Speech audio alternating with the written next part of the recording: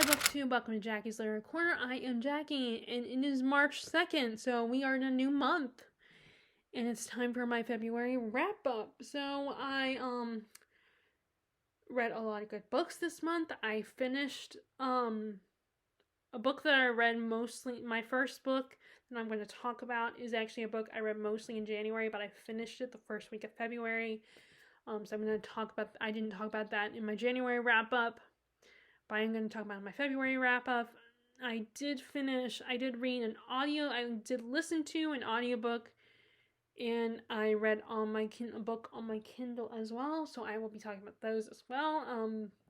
But the one on the audiobook one is via Libby, so I don't have a physical copy of the book. And it's actually a reread. So my first talk about An Echo of Things to Come is the sequel to The Shadow What Was Lost by James Islington. It continues a few months after the first book ended.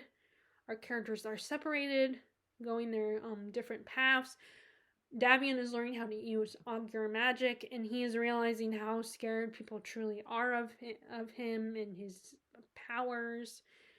And there is a new character that's introduced. There are a few new characters that are introduced, and one of them definitely demonstrates why the administrators and council are afraid of the gifted and the augurs, because his power is controlling people and making people his puppets, and it is scary and creepy, and he's very interesting character. I definitely wanted to know how he got to that point. I'd be curious about that, but he is the reason, like I said, he gives everyone a good reason to be afraid of the augurs. There is also another character who I believe is introduced at the end of the previous book, Eshelle, and I think she's a very likable character. She's kind of tough and, very has a sense of humor, doesn't like probably to cover up her issues, and she likes Davian, so there's a bit of a love triangle. It's not as strong, it doesn't dominate the story, but it's there. And meanwhile, Wur is still struggling with trying to make decisions that are the right decisions, but the council doesn't trust him, and his own mother is afraid of him and thinks he's making the wrong decisions, which I feel so bad for him because he's just trying to do what's best, and he knows his friends are not monsters. He's known Davian for a good long while. He knows he doesn't need to fear him, and he himself is gifted, and his mom is afraid of him. And it's just so heartbreaking because this is his mother. His own mother has turned against him. Like, imagine that. Like, it's your mother's supposed to love you and protect you and take care of you.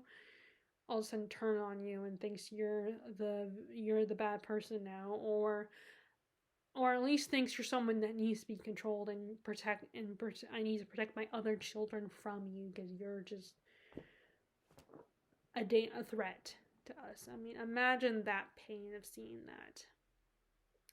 You also get more, like I said, more of Asha as well.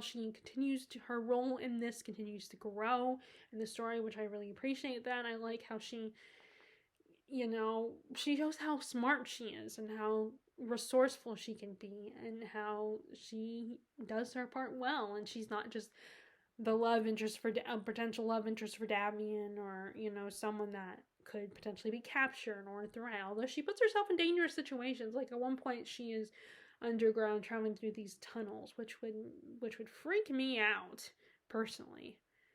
And it kind of gets her close to gaining her own, power.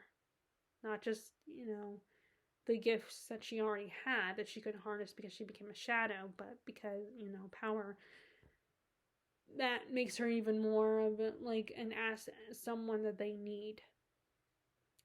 And then we get more of Kaden, and we learn more about his past and who he was before, and he is reunited with some of his old friends, and they don't trust him because he did some horrible things back then, and he did some things to them that broke their heart, and put put them in danger, and they just don't trust him and hate him and want him dead. And it's such a difficult situation to be in because we're seeing through Kanan's eyes, and I feel so bad for him. He's struggling so hard to be proved that he has changed, and he's trying to do what's right and be good and everything, but his friends just don't trust him.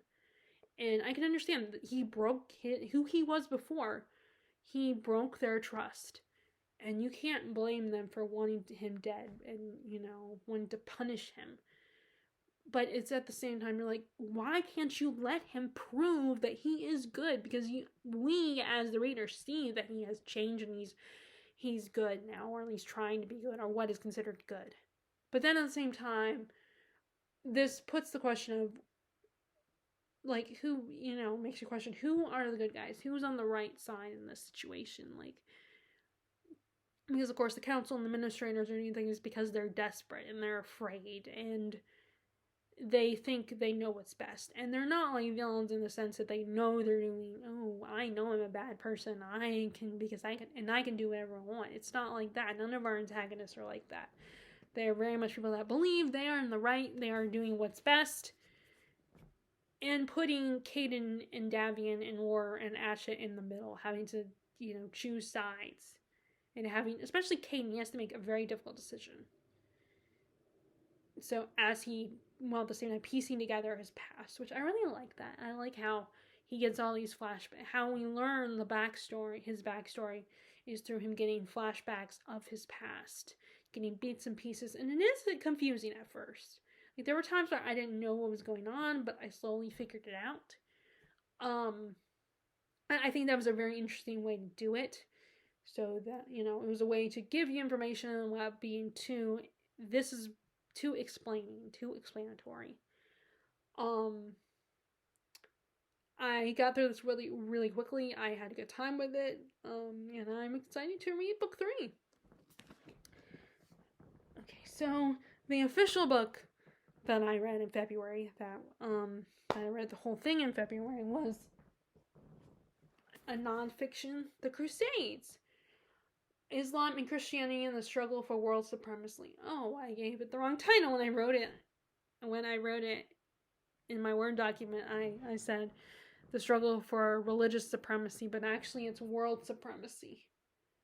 By Geoffrey Hinley. So this is about the Crusades and how that happened and how it played out and how there were a lot of Crusades, and we look at both Islam and Christianity and their views. And there's also talk of the Jewish religion. I had last November, I read a book on the Knights Templar by Captivating History. I'm guessing it's a History Channel related book, because, like I said, the author is Captivating History, so there's no name of an author in that one. I like that. I feel like it's a good place to start when learning about the Knights Templar. It was very easy reading. I read it on my Kindle because it was one of the Kindle free books, and there are multiple books by Captivating History that you can get on Kindle if you have the Kindle Unlimited. So I saw this at the roast office, and I decided to buy it and read it, and I decided to read it in February. And it really dives deep. It really explains and elaborates and give you detailed accounts on these wars and how mostly the country, Islam mostly won the whole time, except for there was, in the beginning, in the early days, the Christianity did win. But then, Islam was like, because they were fighting for Jerusalem, the holy city, and claiming the holy city for their religion. Although nowadays, I think there are multiple religions in all these religions, all Christianity, Islam, and the Jewish religion are all vying for the space, and they all live there, but not peacefully. And the Islam's like, nope, this is closer, this is in our territory, you guys are all the way in Europe, so we're gonna take it back. And like I said, mostly Islam won. So it's a very detailed, very detailed account, gives a lot of dates. The only problem is, as much as I appreciate all this information, and I think it was important to have all this information, I'm glad they really got into detail about this, but it was so much information, which I guess is the price you pay when you want detailed accounts, is that you're going to get a lot of info that is, and it was very overwhelming and confusing. I would have loved to discuss it with someone, or maybe I should have been better and took notes.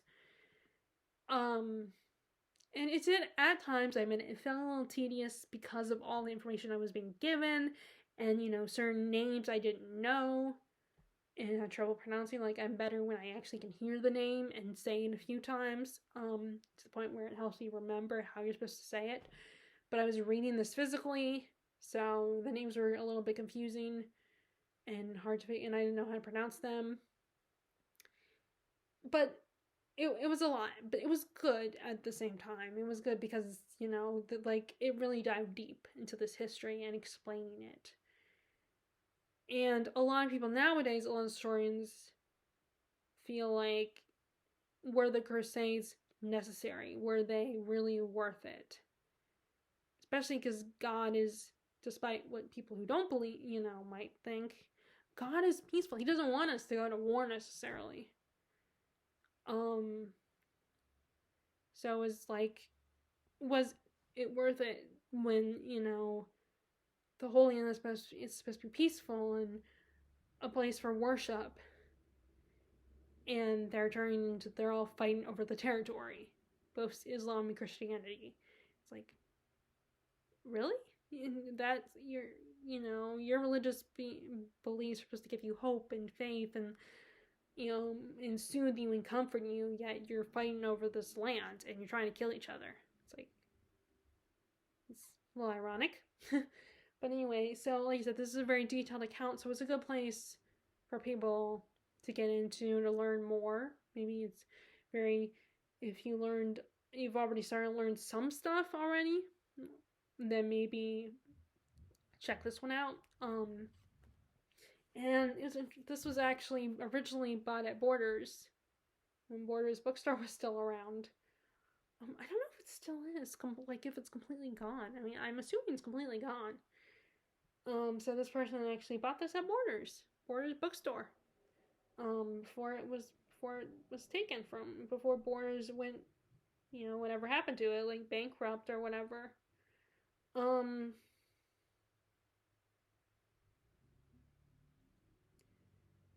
anyway, this is definitely a good read. Okay, and then we have. Okay, so the next book I read was my reread, Throne of Glass, on audio on the Libby app. So I don't have a physical copy. Which this means I was able to talk to Larissa about it a little bit. Because she read it as well. Not with me, but she did read it recently. I was also pleased to know that she did read all of the ACOTAR books, even though there were parts of it she didn't love. All the intimate stuff was a little too much for her. But she still read them, enjoyed the books. So I was happy to hear that, because I think it's a good story. A very entertaining story. Not like a literary masterpiece or anything, but still a fun story. And like I said, I like the world, which, same with Throne of Glass, I love the world that she's created.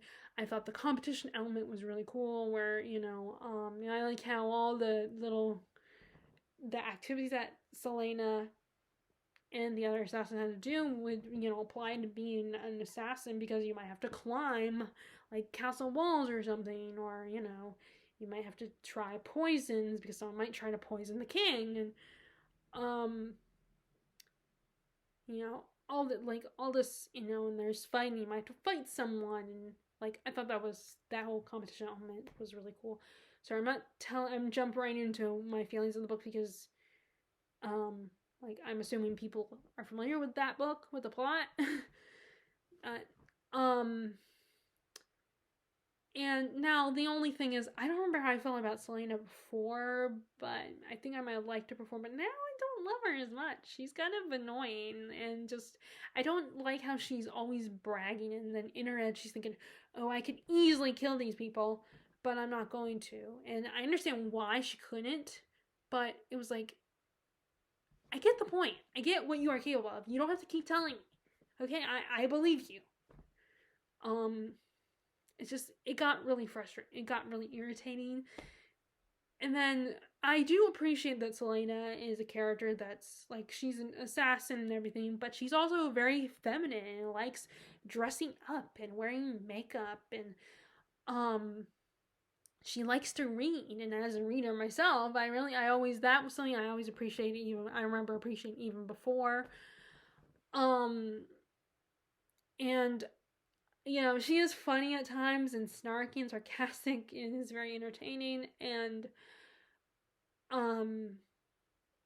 you know, and I do, you know, props to Sarah J. Maas for making her a little cocky and not necessarily likable all the time as the main character, because a lot of authors, especially when it comes to YA, which I would consider this more new adult. I know that new adult doesn't technically exist, but there are a lot of books that you would classify that I think could be classified new adult, and I feel like this is one of them. Although I guess the first book kind of started more YA, and then as the series progressed, it got a little bit more and more mature. But so yeah, I mean, she is a complicated character, and it's a little bit more interesting because, like I said, with the YA books, I feel like the authors would make the main character is very likable. And one of the things that bug me is whenever, in some cases, when you have a likable main character and then they adapt it, and all of a sudden the character's a little bit more likable. I mean, granted, it could be the actor's performance, but I don't know. And I'm thinking in particular of one movie in particular, The Circle, which was an adaptation of the David Eggers novel. And maybe it's just Emma Watson's performance, because she's a good actor and she's a very sweet person. She just comes off with, so maybe it was just because of her making the character come off as a little more sympathetic. But I think she did a lot worse, and also in the book was a lot worse and more spoiled and selfish. And Selena is a spoiled, selfish little princess. It is of course a little predictable that she fell for the Prince Dorian, but I do know, of course, that Dorian is not Endgame, which I assured Larissa. I actually told Larissa that, because that was something she noticed, that it felt very predictable, but that of course she falls for the prince. Which I can't wait until she reads Crown at Midnight, because it's a little, you know, it's very interesting the direction it goes, and you know, I wonder how she's gonna feel about the other guys. Like, I should see how she feels about Cale right now. I should ask her. And I remember when I first read it, Cale was the one I was rooting for. I liked Cale. In fact, I was kind of annoyed that he wasn't the, you know, later on in the series. Especially with what the choices he makes and where things go and who Selena ends up meeting and stuff like that later on. Try not to spoil it if any. But anyway, it was really fun to be back in this world again. To be with these characters, to get to know these characters again, see this world, this kingdom, and everything.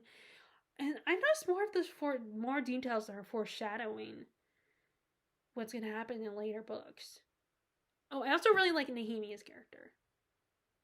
I'm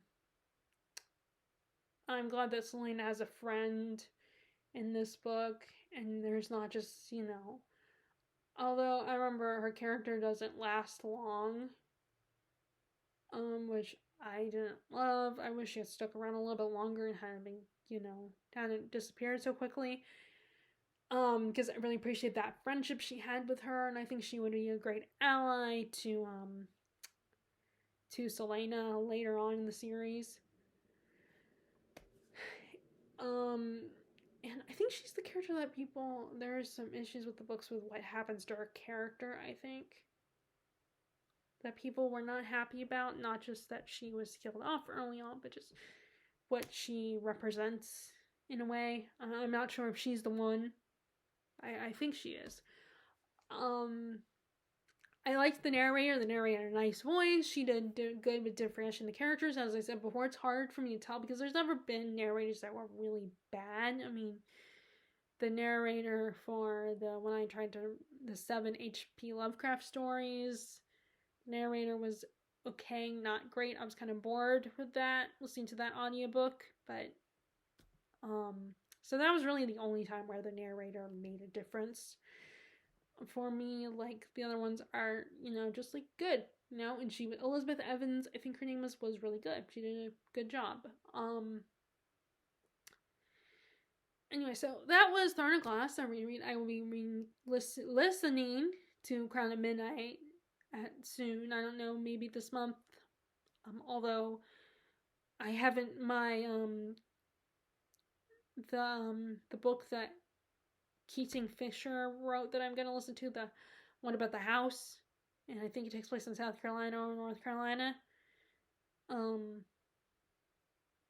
I have that has not arrived yet. It's not coming yet. I have I think 8 weeks left before it's available to me.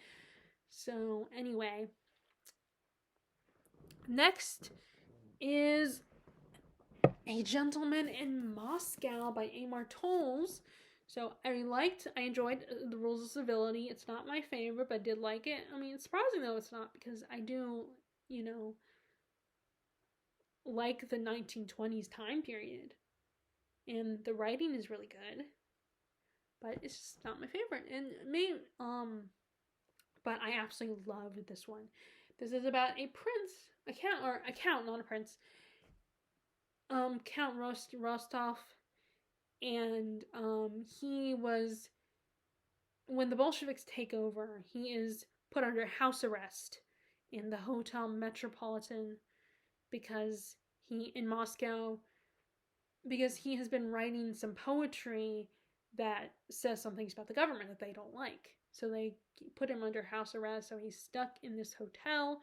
He's resigned himself to his fate, especially because he tries to escape once, and he gets a very stern warning to if he tries to escape again.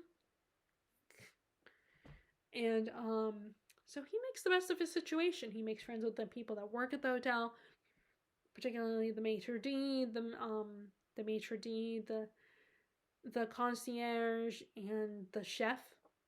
The maitre d' and the chef of his favorite restaurant. And at one point, he ends up working there as a waiter. And he also meets this little girl, whose name is, let me see if I can get her name.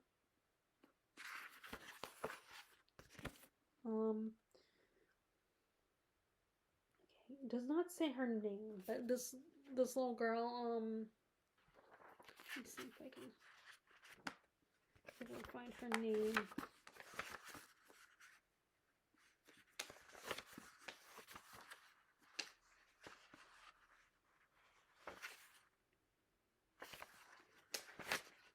Nina.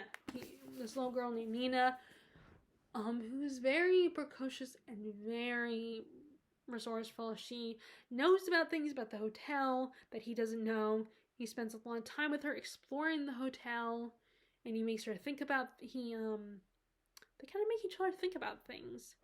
And he forms a fatherly affection for her. But eventually she is sent away to school. And it's all about his encounters with these people, how they influence him, even the people that don't like him. Like this one waiter who later becomes the manager of the hotel. He calls him the bishop, and they have a very tense dislike of each other, and the bishop kind of makes things difficult for the count, and it's just about his life, and it's another very like Interview with the Vampire, which I read at the end of the month, like towards the end of the month. It's very philosophical. Like, he is really thinking about things and trying to understand the nature of Russia, and if, who they truly are.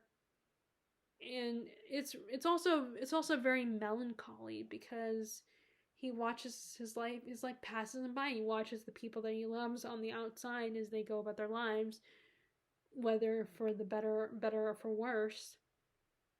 And it's just really sad because he can never leave this hotel.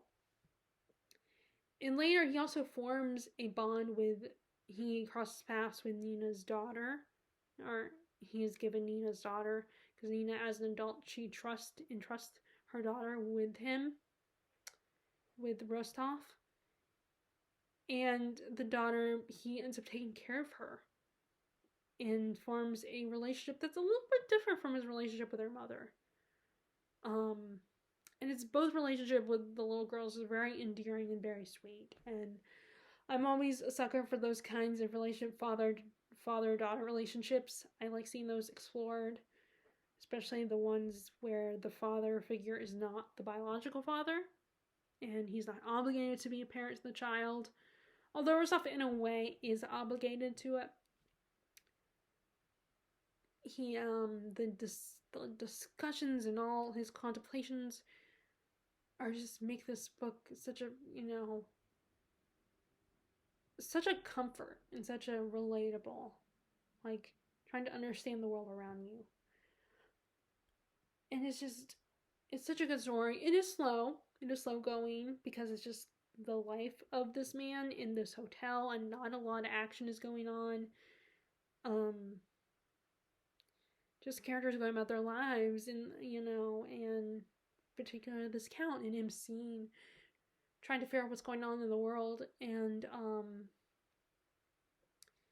it's kind of a tragic story as well. But there's a little bit of hope at the end, I feel like. And it's beautifully written. I love Amor Towles' writing. I don't know if I will read The Lincoln Highway. I might. I have seen it at the bookstore and I have thought about buying it. But I don't know if I will or not. I mean, I would rather wait until it comes to the roast office and someone gives it to them, particularly on paperback. But eventually if I do, after a while, if I see it there, like hardbacks are only $5 there. So if I do see it there, I might decide to buy it, even if it's hardback. But I prefer not to, especially when the books are chunky, like this one. But anyway, this was really good. And I love this. One of my favorite books of the month. Okay. And then we have a shorter book.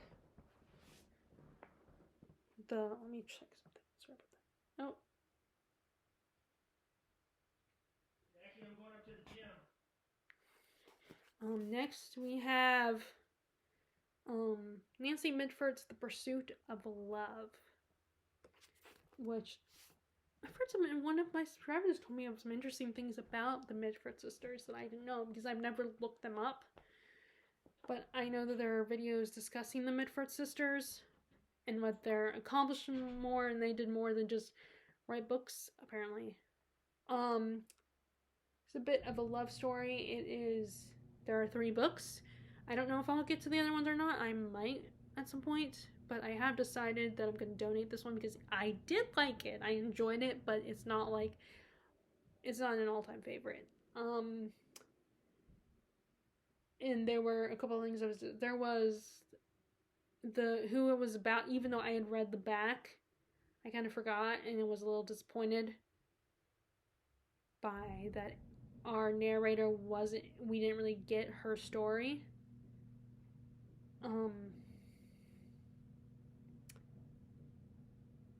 But anyway, this is about Fanny, and she's narrating her time where she lived with her cousins and the Radletts. And she watches, and it focuses on one of her cousins, Linda, and how she goes through quite a few husbands. Her uncle Matthew is not a great guy. He's very prejudiced, very angry person, very distrustful person. And she, it kind of made me think of Mansfield Park a little bit. Although, Fanny, the cousin, Fanny in this story is a little has a little it's a little treated a little better than Fanny Price in Mansfield Park. Um, she's not seen as a servant or less than the family or an outsider. I mean, she's very quiet and reserved, but she is part of the family. She's not treated like a servant or anything. And in the story, so she is kind of observing her cousin Linda, who gets married, like I said, 3 times. First, she meets Tony, who is a Tory, and the parents don't really like her, but they figure maybe because she would be good for his political reputation and getting his career moving. But she doesn't understand the politics at all. She does not care about that, and they don't have and he doesn't care. Tony doesn't care about her. They don't have that great of a relationship. You know, she's just something there, and he's just there, and like they just, you know, it's not a good relationship. It's not a good match. And she does meet later a communist.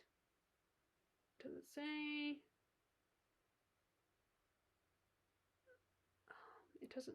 I'm trying to remember his name. She meets this communist Christian. That's a Christian. And she at first is intrigued by communism, very fascinating, likes their ideas. But then she gets kind of bored with it and just doesn't seem to understand that either. Like, she's talking to Fanny, and Fanny's like, do they have any parties or anything? And because she loves socializing and going to parties and stuff like that. And Linda does. And Linda is just like, yeah, they have their parties, their communist parties, but I don't have anything to wear for them because silk. I have to wear wool and stuff like that and cotton for these parties. So they don't like satin and silk, and they don't like you to wear that. I'm just rolling my eyes because I'm like, you probably don't understand why they would judge you for wearing satin and silk at these parties. Because if you understand the ideals of communism, then you would know, okay, maybe wearing satin and silk is not a good idea at these kind of functions. So, which is really French. She is a very selfish, vain, spoiled character that you just want to smack. I just could not stand Linda. I did feel bad for her for a second there. But anyway, but then that went away really quickly. But she also ends up meeting Fabrice, who is a French duke, but she falls in love, and that's probably the best relationship. Which is not saying a lot, but it's probably the best one for her. And he is charming and very likable and funny, and like he deserves better than her, but he likes her, so he falls in love with her. So, but it's just those two. But she just drove me nuts. We do get a re-mention of what is going on with Fanny and who she ends up marrying. I was a little bit disappointed by that, and it was like, you know, because we just all of a sudden were like, oh, by the way, Fanny got married. And we don't really get to know him. I think in the later books we do. But yes, I know, before anyone tells me, I do know that, you know, from the back description, that's not supposed to be Fanny's story. It's just her observing and telling us about her cousin and her cousin's dumb decisions. But it's still kind of disappointing to realize, well, we don't get any of Fanny's story. But like I said, the other 2 books, I think, do talk about Fanny's story and her relationship with her husband. So I could kind of so I might read those books. I don't know. I'll think about it. But it's beautifully written. I loved reading it. The writing style. I like the writing style of a lot of older books that are considered classics, like Jane Austen or you know, Dickens' writing style. I absolutely love it. Although Dickens is very wordy, and that's one of the big, you know, things that's a problem for modern readers, is that how wordy Dickens is. But anyway, this was a beautiful story. Like, I did like it. But anyway, I enjoyed this. I'm glad I finally read a Nancy Mitford. Okay, next is finally got to a fantasy book, and that is that Blood Heir, which it's loosely based on Anastasia, I think. And so we have this princess who she had learned that she has blood magic, which is seen as she can control people via their blood, and people freak out, they're scared, so she is cast, she is cast out by her family, and has to live and just barely escapes with her life. So before she left, she witnessed her father getting murdered. And that's kind of what set everything off, because before her father and her mom and everyone was just saying, "Oh, just stay in your room. Don't go out in the world. Don't reveal yourself." Once they discover she has blood magic, and but then her father gets murdered, and she is accused of being the one doing it, because the way it's set up is it looks like she did it. So she barely escapes. And her older brother takes her father's place on the throne. And she's on the run, and she wants revenge. So she finally tracks down this con man who is in a famous prison, who can help her find the man who murdered her father. And she breaks him out of prison. And that guy is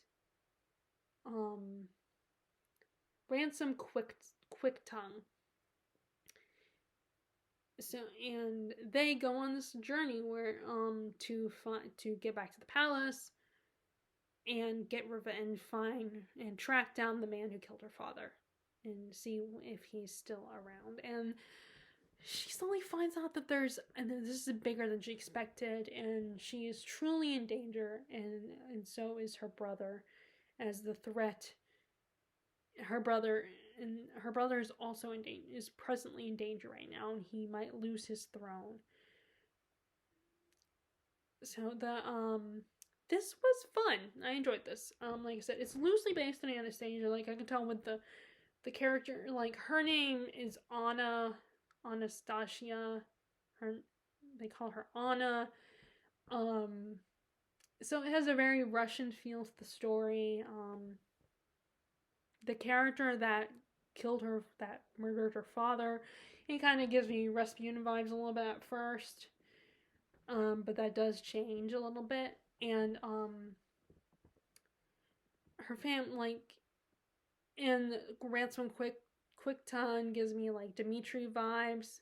And like I said, I'm talking a mixture of I'm talking more about the anime movie than the original story, the original actual real life story. And so, but he's a little more ruthless than Dmitri. Dmitri was just a con man who was holding auditions for a girl to get money so that the Baroness would, pay if they brought back her daughter, her granddaughter. While this guy has killed people. And the two of them, they're very, like, there's definitely an enemies to lovers vibe. It's, their banter is really fun. There's definitely some distrust that they are slowly building with each other. And there's an attraction, and you can, so the love story is really fun to read about, and their relationship. And I also like the magic system. I think the magic system was really cool, and it really it's another one of those stories that listen to the idea of like their prejudice, exploring prejudice, and how these people have these powers that could be potentially dangerous, but they are still human beings, and because the people fear them, they're being exploited, because if we control them and enslave them, then they won't be a threat to us. Which they don't realize, ironically, if you keep them trapped, if they somehow find a way to break free and rebel against you, then you're in trouble. There's a lot of really cool powers. Like I said, our main character Anna controls blood. there was a girl that controls wind and air and basically can fly. There are people that, like, she meets this little girl who controls earth magic. And just there's so many cool powers, and like there's in the middle you really explore that with where they end up in this town where there's kind of a carnival thing going on, or a circus where where those who have these powers are forced to perform in front of an audience.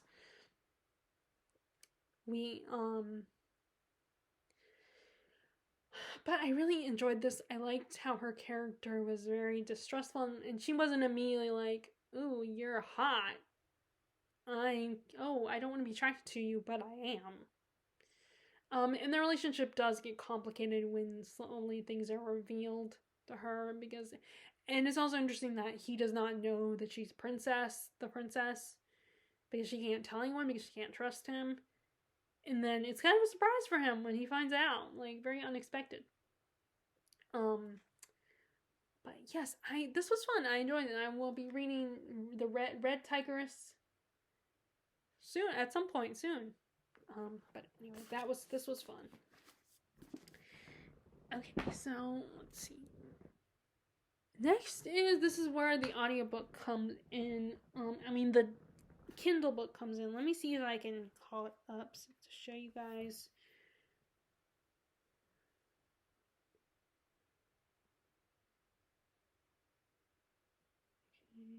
Okay.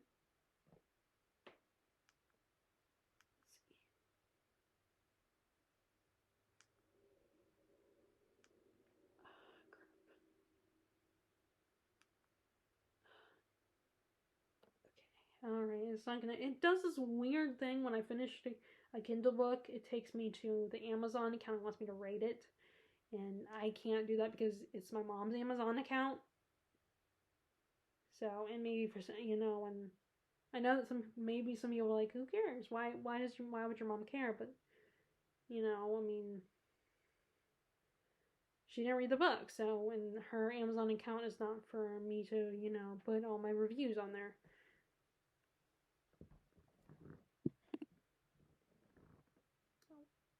Come on. Okay, sorry. Now I gotta wait on this. But anyway, so I read Stoner by John Williams, and I don't know how I feel about it. I'm very conflicted because I didn't like any of the characters. I found most of the characters unlikable, especially like Stoner was very frustrated with because he is so passive.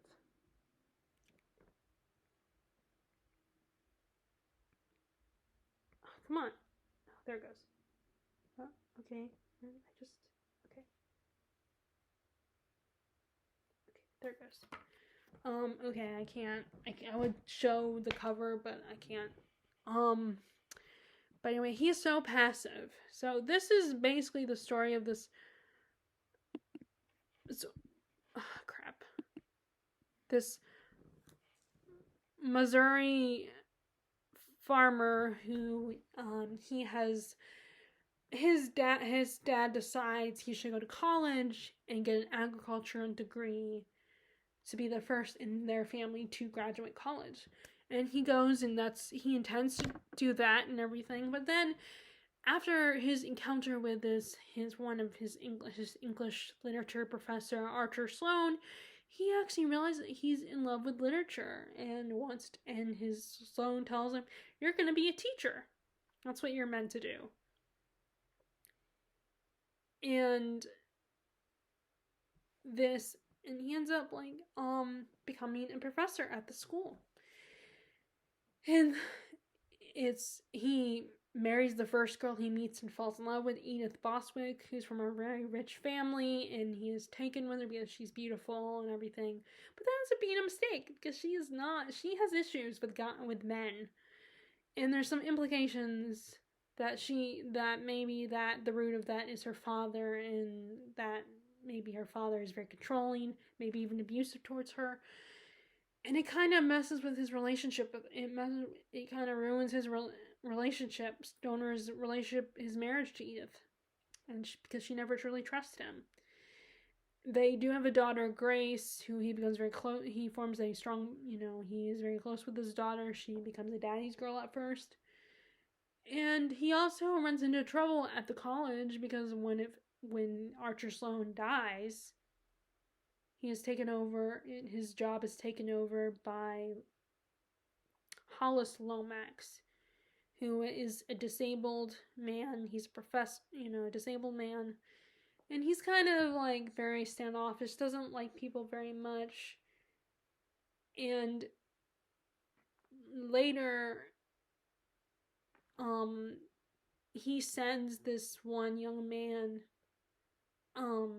Charles Walker, who, like Lomax, is also has disabilities, a physical disability. He is crippled, to Stoner as a student, and him and Stoner, like, he tries to help this kid, but then things are not, that this kid ends up not being the greatest student. He provokes and pushes the buttons of Stoner, ends up being a little twat. And so, and it's kind of in that sort of struggle between him, and he doesn't like Walker he doesn't trust Walker at the school, and he thinks maybe Walker should go to a different school. And so that causes trouble between him and Lomax, because Lomax favors this kid and, and sees himself in this kid.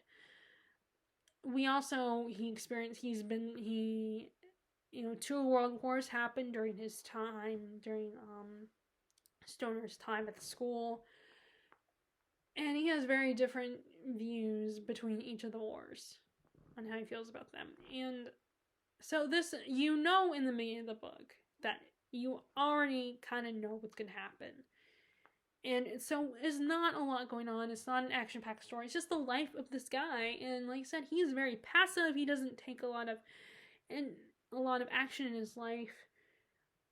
The only time he actually stands up for himself is, when his job as a teacher is, like, Lomax tries to take it away from him at one point, and he does fight for that.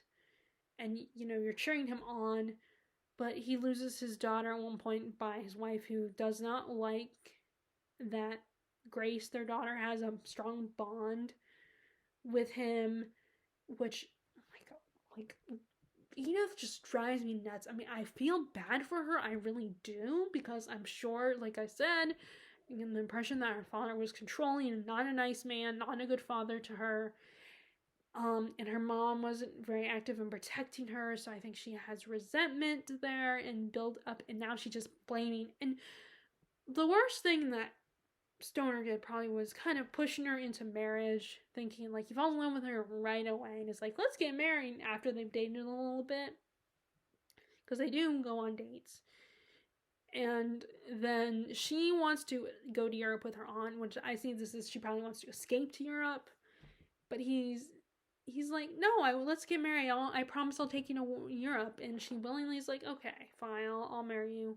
And then she's determined to marry him right away, and that tells me that she's trying to use it as a way to escape her father. And she needed therapy. She needs someone to talk about her issues, because, like I said, Stoner's very passive. He didn't do anything that bad. Like I said, maybe marrying her was a mistake. And he does have an affair later because his marriage is not that great, and doesn't have his daughter in his life anymore. I mean, she's there, but he doesn't really get to be with her and spend time with her. And he's always working. Like, Lomax kind of at one point decides to ruin his life by, like, first of all, he was not only in a freshman level class, teaching a freshman level class, even though he was a senior teacher, but also he worked, so he was scheduled to work all these days. So it's like he didn't get to go home that often. So he barely gets to spend time with Grace, and he did not fight for that. He did not fight for Grace. And it's just like, come on, dude, this is your daughter. You are not a bad guy. You deserve to be with your daughter and to spend time with her. Like, my belief is that both Lomax and Edith projected. Like, projected as like Edith projected herself on her daughter, assuming, oh, she's spending time with her father. That's not good. That means he's forcing her to do this, so she's unhappy. And I want to make her like me, make her as I said on my Goodreads review, I saw her as she was trying to make Grace her little doll that she can dress up and live through her. And then while Lomax sees this kid, Charles Waters, a little prick, he just pushes, he just needs a smack. And to me, my theory is that both Lomax and Charles Walker were probably bullied and ridiculed. And then there were also the people who felt sorry for them and pity them and give them what they want. So they take advantage of that. And the people that bully them, they hate them, want them punished. So they take advantage of the system and then punish those people that are more privileged than they are. Which, no, you don't do that. You don't punish people. Like I can understand anger and rage when people treat you like crap because of something you can't control. Like the fact that they're both disabled. Yes, life, it's not fair, but you do not take out your anger on innocent bystanders. Like, Stoner didn't do anything wrong with that to them. And this kid was capable and very smart. He was capable to do the work. I mean, he was able to improvise a paper in front of the class because he kept saying, oh, I can't get this book. I can't get this book. I told you already I can't get access to this book that I want to do, so I can't do this. And I don't know if that's possible, but there are probably ways around it where then you get another book or just don't use that book or use, if you can't, or you should have got it beforehand. I don't know what this rare book was. It just, I want to give him the benefit of the doubt because, yeah, maybe there are certain things that you can't get access to that you would need. You might struggle with getting access to it. So it's okay, fine, you can't. But I think the kid Charles Walker should have been better prepared and, planned for something like this to happen where it's a source he wouldn't be able to get. But he kept using that excuse. And like I said, I wanted to give him the benefit of the doubt, but it was just getting harder and harder the more he kept saying. And then he proved later on when he was told, well, I'm sorry, you have to present whether you are ready or not. And he did tell him, oh, my paper's mostly ready. I'm almost prepared. Stoner got the impression that, okay, this kid has something, so maybe by that day he'll be prepared, which he wasn't. And he's such a little smart ass. When Stoner's like, okay, well then give me what you have so we can work on it together, and he decides, well, you don't ask any of the other students for their papers.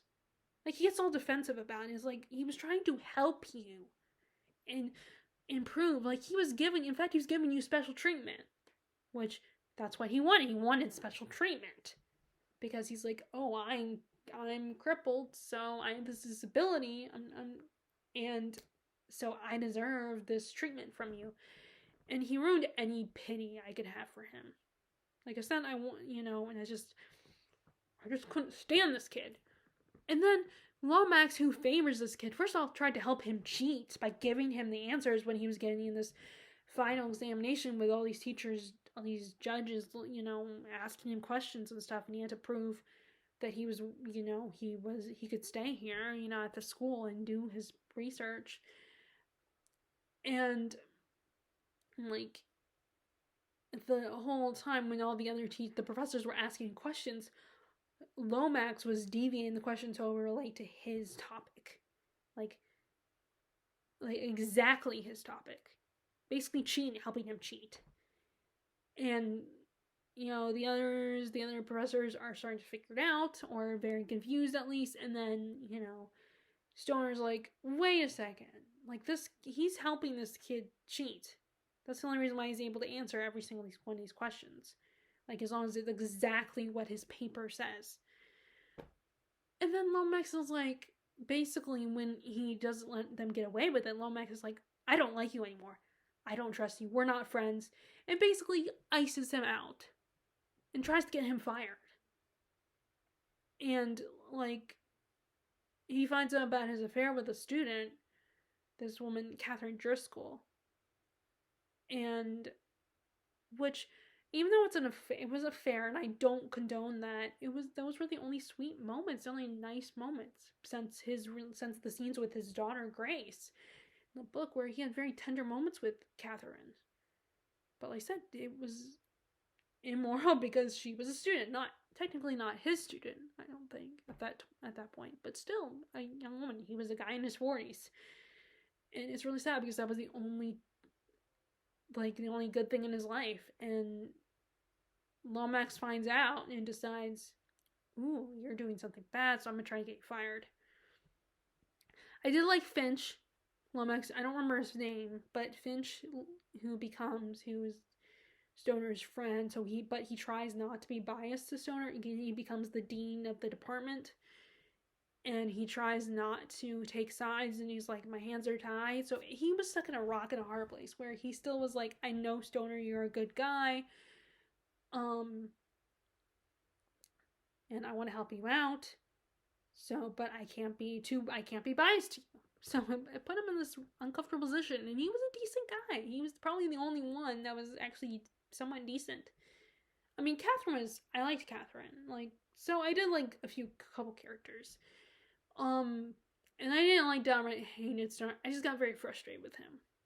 And was like, do something about your life. Fight for your life.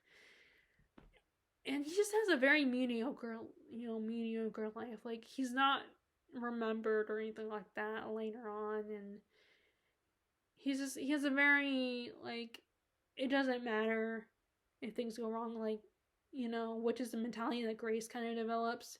Like, Grace lets her mom control her life because she's intimidated by her mom, and she's just like, when she wants to go away to college and everything, and at one point she gets pregnant with her boyfriend's child, and her mom is like, oh, she has to stay here for college and take care of me. Or, like, when she gets pregnant, oh, she better get married. And Stoner asked her, is that what you want? Is that what you want? And Grace, and she's like, and, like, she looks at her mom's like, it doesn't matter. And hers is so tragic and sad. You feel sorry for her because she's just so suppressed by her mom, and her dad let it happen. It's like, your daughter is unhappy. I mean, he does try a little bit, like, and when he tries to be like, Grace is unhappy and everything, and to Edith, he's like, no, she's not. She's happy. She gets to be popular and has, she's beautiful and gets to go to parties and play piano and all that. She has a happy life now. She wasn't happy before. And he's like, you really believe that, don't you? And he just can never stand up to Edith. I mean, at one point I think he does a little bit, but like for like a second. I think it was around the time when they found out Grace was pregnant. And that was probably because Edith was very shocked by this and was like, oh my god, my little girl, what has happened? So he kind of took advantage and, like, tell her, go to your room while I talk to Grace. And that was the only time I think he ever truly stood up to her. And that wasn't a lot. But it's just, you just get so frustrated in his passivity and his not taking charge of his life. And you just keep hoping that he'll do something that maybe, and I also looked at reviews to see what other people thought of the book. And, this is before I finished it, so I did get, like, yes, basically the beginning of the book tells you, so it wasn't really a spoiler, but it kind of confirmed that this was not going to be a happy book. So it's still beautifully written. Like, I love the writing style of Williams. It's very descriptive and just to the point, but it's also very elegantly written. And I just wanted to have a little glimmer of happiness, but it wasn't happy. Like, there were moments, and granted, compared to, like, at least he got to do what he loved. He got to teach English literature that he's passionate about. And I do relate to him in the sense of having trouble eloquently stating how you feel about a book. Like, you guys know that I struggle doing these videos. I still continue to say all the time. Like, I think I even had a comment that I wasn't sure what the comment meant, but I do think maybe they were counting my ums. And I don't know if that was meant to be mocking, that, and if you were doing that, then that was probably meant to be joking or teasing me or whatever. I don't know. But anyway, so I struggle to articulate how I feel about a book and really explaining why I love or hate a book, or at least dislike, because there's very few books that I actually hate. And even the books that I've said I've hated in the past, it's just more of, it just wasn't the book for me. So I understand that was one of the things I related to him having trouble, because he was kind of a mediocre teacher. He had trouble really explaining and discussing the book. He got a good discussion and people liked him as a teacher. But at first he did struggle with explaining himself. And like when he first meets Archer Sloane, Sloane kind of intimidates him and scares him a little bit.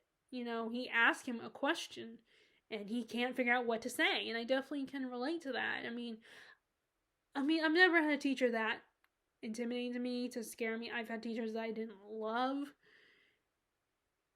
but I've never been in that position where, of course, when I went to community college. I feel like community college is not as bad because you're not on your own. They don't expect I feel like they don't expect as much from you as like a university or like a college, one of the bigger colleges. I think they expect a lot more from you, and I did like how in the community college, not so much.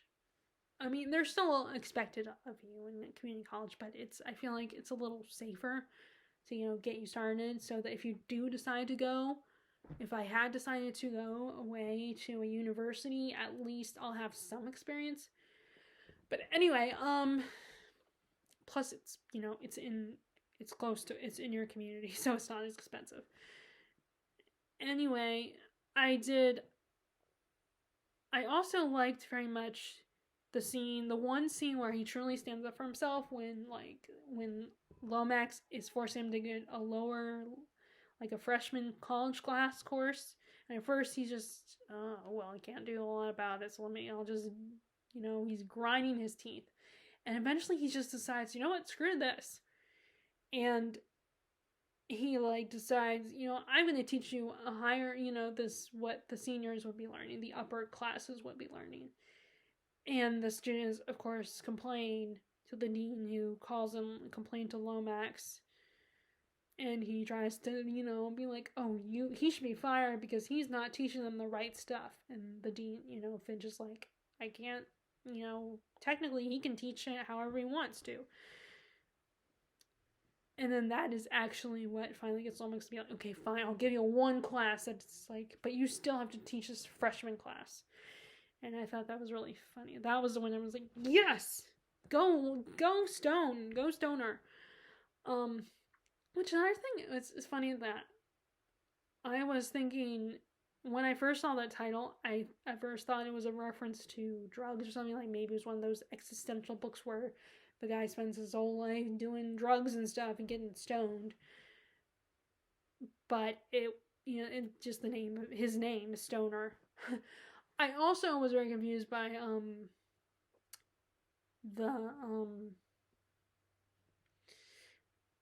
I gotta admit, like, and this is, made me realize, I realized this, that I was doing this when I was watching Alan from the Library of Alexandria doing a review for this book.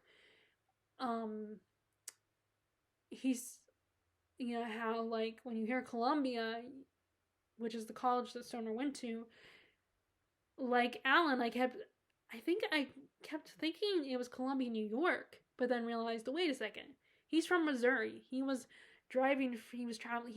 First he walked there. Like, he walked there the first time because he didn't have a car, and his family was kind of poor. And then, like, he drove there the rest of the time, so it was like, well, it couldn't be New York. It's like, right, wait, it's Missouri, which is in another part of the world. It's not even close to New York. So yeah, actually, it's Columbia, Missouri. But anyway, so that is Stoner.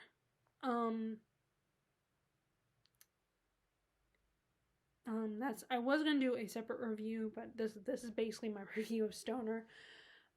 So after I read Stoner, I read the last book I read, which I just filmed my review for, was Interview with a Vampire.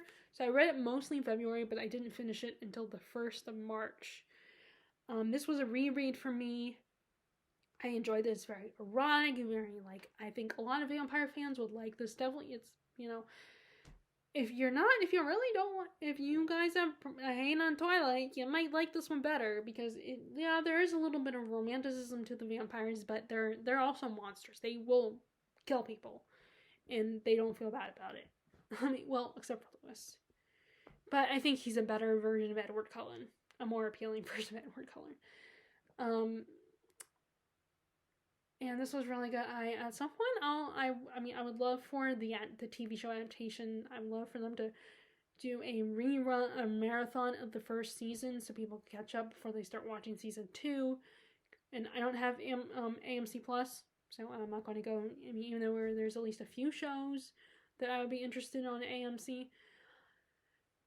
And then also, I vaguely remember the movie with Brad Pitt and Tom Cruise. And I'm trying to think if I ever owned it or not. But I remember at the time it was good.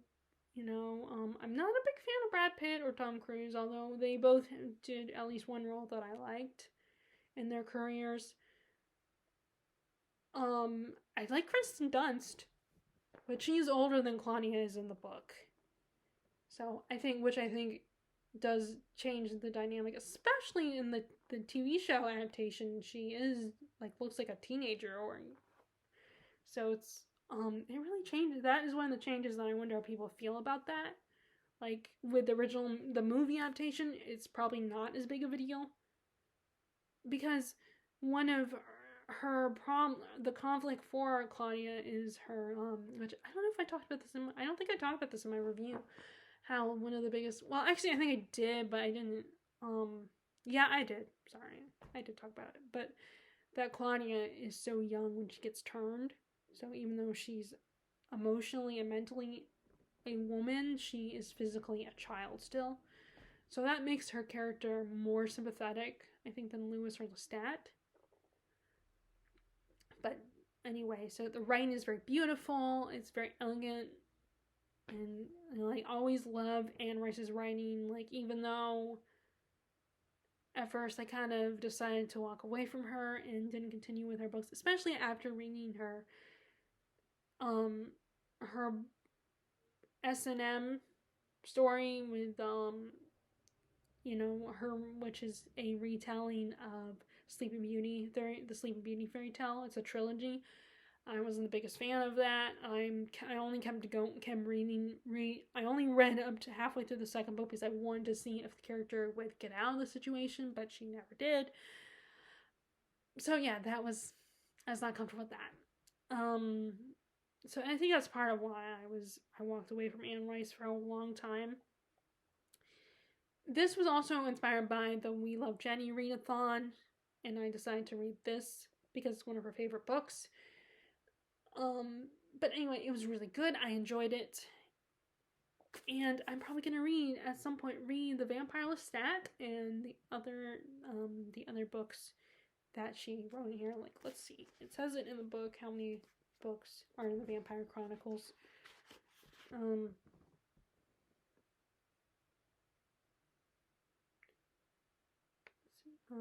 Prince Lestat, that's the most recent. So she at least was able to get a few more books in before she passed away, because sadly she passed away last, I think, in 2022. But she, the last set of books that she wrote were Ramesses the Dam, The Passion of Cleopatra, Prince Lestat and the Realms of Atlantis, Beauty's Kingdom, and Prince Lestat. Oh, and the Wolves of Midwinter and Claudia's story. So I do want to read The Wolf Gift and Claudia's story and Prince Lestat as well. And I do have Ramesses the Damned, the first book. And she has written some Christian books as well after her husband passed away.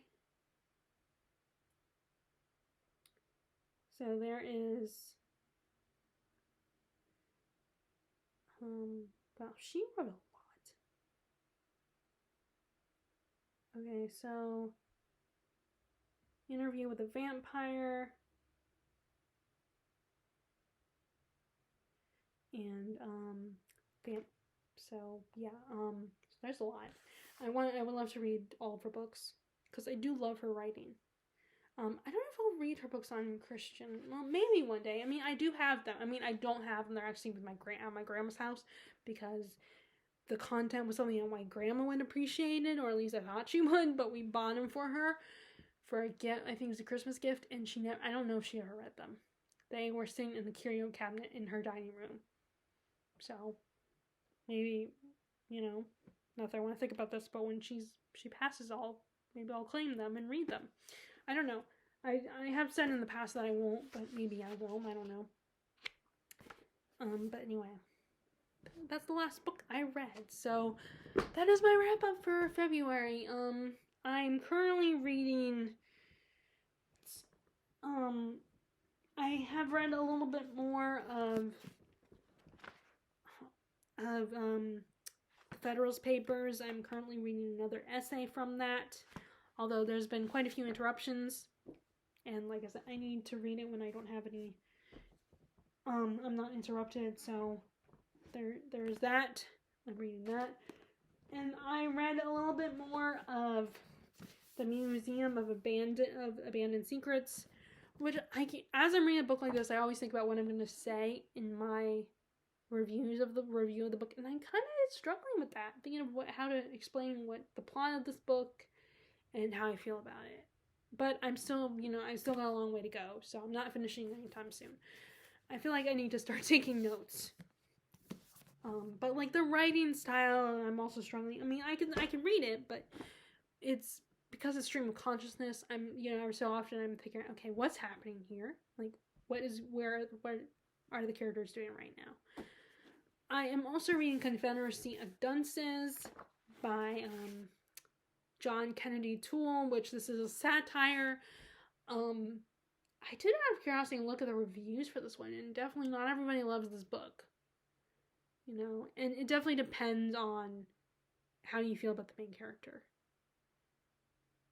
And if his, what the author is trying to do and how he's trying to satirize, I mean, sometimes, and I'm trying not to be like, oh, you don't get it, because I don't think it's that. I think you can get it, you just don't necessarily find it as humorous as some people would. But yeah, this was really good. It is really good so far. I'm still working on it. I have not picked up Words of Radiance again, but I will be getting to that one soon. I will get back to that one soon. But anyway, so those are my current reads. I don't know what I'm gonna read. I did think about participating in March of the Mammoths, and I'm also thinking about like middle grade March, because I do have like at least one middle grade book that I can read, Little Women. Although it does go into their adulthood, so I don't know if it's considered middle grade or not. But the way it's written, it feels like a writing style for middle grade.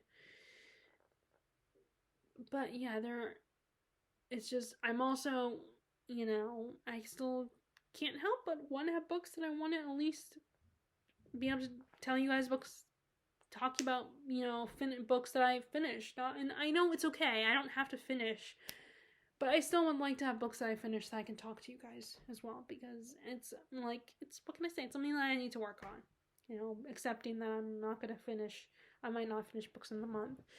But anyway, So how did your February? Did you have a good February reading month? Do you have a favorite book that you read in February? What are you currently reading for March? Are you participating in any of the readathons like March Mystery Madness, March of the Mammoths, or Middle Grade March? Are you participating in any of those? I would love to know. And please give me a thumbs up and click subscribe if you enjoyed this wrap up, and it will really help my channel. And I hope you are doing well, and I will talk to you all later. All right, bye!